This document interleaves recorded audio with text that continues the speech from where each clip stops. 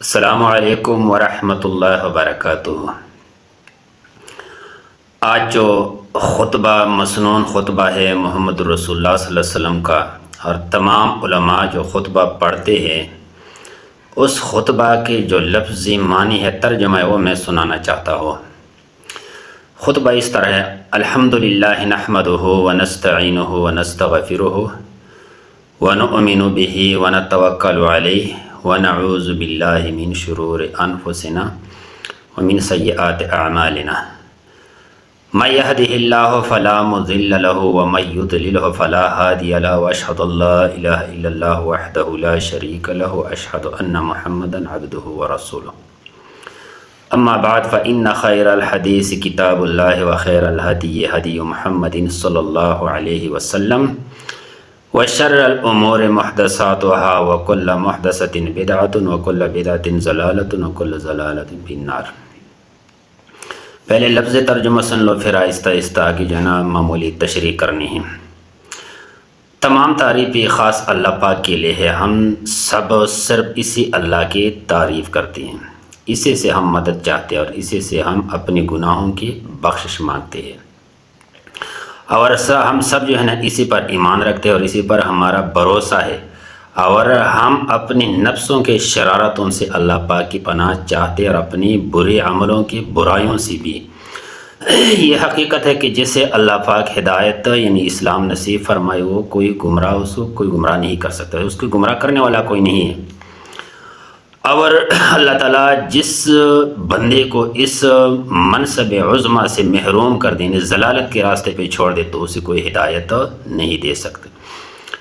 اور اللہ تعالیٰ اکیلا ہے، میں گواہی دیتا ہوں کہ اللہ کے سوا کوئی معبود حاجت روا مشکل کشا نہیں ہے، اور حضرت محمد صلی اللہ علیہ وسلم اللہ تعالیٰ کا پیغمبر اور نبی اور بندہ ہے۔ اما بعد، اس کے بعد انہیں یاد رکھو، ان خیر الحدیث، بہترین حدیث اللہ کی کتاب قرآن پاک ہے، اور بہترین تہذیب، بہترین طریقے یا بہترین زندگی محمد رسول اللہ صلی اللہ علیہ وسلم کی ہے، اور بدترین وہ کلام ہے جو اسلام کے نام پر نئی ایجادات ہو اور اسلام کا ٹائٹل اس پر لگ جائے، تو ایسے سب نئی کامیں جو اسلام میں لوگوں نے داخل کی، یہ بدعت ہے، اور بدعت گمراہی ہے، اور گمراہی کا نتیجہ جہنم ہے، یعنی گمراہی کرنے والا جہنمی ہے۔ یہ مسنون خطبہ ہے۔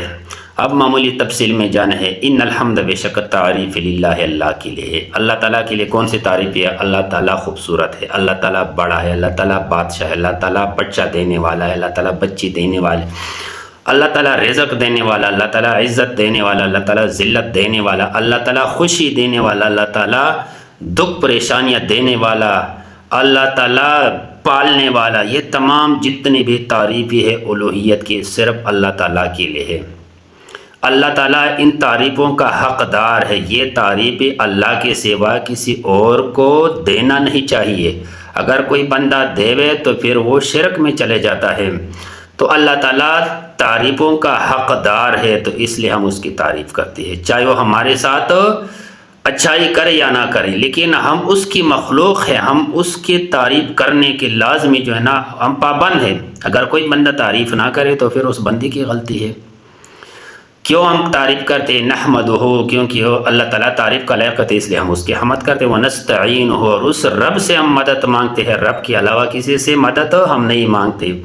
ونستغفرہ، اور اس رب سے ہم مغفرت مانگتے ہیں جو ہم سے کوئی گستاخی ہو گئی، کمی ہو گئی، بیشی ہو گئی تعریفوں میں۔ ونؤمن بہ، اور ہم اللہ تعالیٰ کی ذات پر عقیدہ رکھتے ہیں۔ ونتوکل علیہ، ہم نے جو بھی کام کرنا اللہ کی ذات پر توکل کرنا ہے، یہ سوچنا نہیں کہ بھئی یہ کیسے ہوگا، تو ہم نے اللہ کی ذات پر توکل کرنا ہے۔ ونتوکل علیہ ونعوذ باللہ من شرور انفسنا، ہم اپنے نفسوں کے شروں سے پناہ مانگتے ہیں، اللہ ہمیں نفسوں کے شروں سے بچا دے۔ ومن سیئات اعمالنا، اور برے اعمالوں سے۔ یہ ہر مسلک والے یہ خطبہ پڑھتے لیکن کسی کو ترجمہ نہیں سناتے، چاہے حدیث ہو، چاہے بریلوی ہو، چاہے وابی ہو، چاہے دیوبندی ہو، چاہے لتیشی ہو، تمام علماء یہ خطبہ پڑھ لیکن کسی کو ترجمہ نہیں بتاتے، کیونکہ پھر اس کی رزق کا مسئلہ ہے۔ آگے وَمَن يَهْدِهِ اللَّهُ فَلَا مُضِلَّ لَهُ، جس کو اللہ تعالیٰ ہدایت دے وہ کوئی بندہ گمراہ نہیں کر سکتا۔ جتنے بھی بندے زور لگا دیں گے اس کو کوئی گمراہ نہیں کر سکتا. وَمَن يُضْلِلْهُ جس کو اللہ تعالیٰ ہدایت نہیں فَلَا هَادِيَ لَهُ اس کو کوئی ہدایت نہیں دے سکتا. وَأَشْهَدُ أَن لَّا إِلَٰهَ اور میں گواہی دیتا ہوں کہ کوئی حاجت روا مشکل کشا نہیں ہے إِلَّا اللَّهُ مگر اللہ ہے. وحدہ اکیلا ہے، اس کے کوئی سفارشی اس کے سامنے نہیں ہے، کوئی اس کے سامنے اس کا وزیر نہیں ہے، مشیر نہیں ہے، کوئی اور نہیں ہے. وحدہ اکیلا ہے، لا شریک لہ اس کا کوئی شریک نہیں تمام صفتوں میں. واشہد اور میں گواہی دیتا ان محمدن بے شک محمد صلی اللہ علیہ وسلم عبدہ اللہ کا بندہ ہے، وہ رسول ہو اللہ تعالیٰ کا رسول ہے، پیغام رسان ہے. اما بعد اس کی بات پر ان خیر الحدیث بے شک بہترین حدیث، بہترین کلام، بہترین باتیں کتاب اللہ اللہ تعالیٰ کی کتاب میں ہے. وخیر الحدی حدی محمد صلی اللہ علیہ وسلم اور بہترین ہدیہ تحفہ طریقہ رستہ اور طور طریقے تہذیب و تمدن جتنے بھی ہے رسم و رواج محمد الرسول اللہ صلی اللہ علیہ وسلم کے، اس سے بہترین رسم و رواج، اس سے بہترین طریقے نہیں ہے. وہ ساری سنت جو ہے بہترین طریقے ہے. وشر الامور محدثاتها اور ناکار اور بدترین کام وہ ہے جو محدثات ہے، جو دین میں نئی نئی ایجادات ہے، جو لوگوں نے اپنے طرف سے ایجاد کیا اور دین کے اوپر جو ہے نا وہ تھوپے ہے، وہ ہے محدثات. وکل محدثۃ بدعۃ اور ہر محدثہ ہر ایجاد جو ہے نا دین میں یہ بدعت ہے.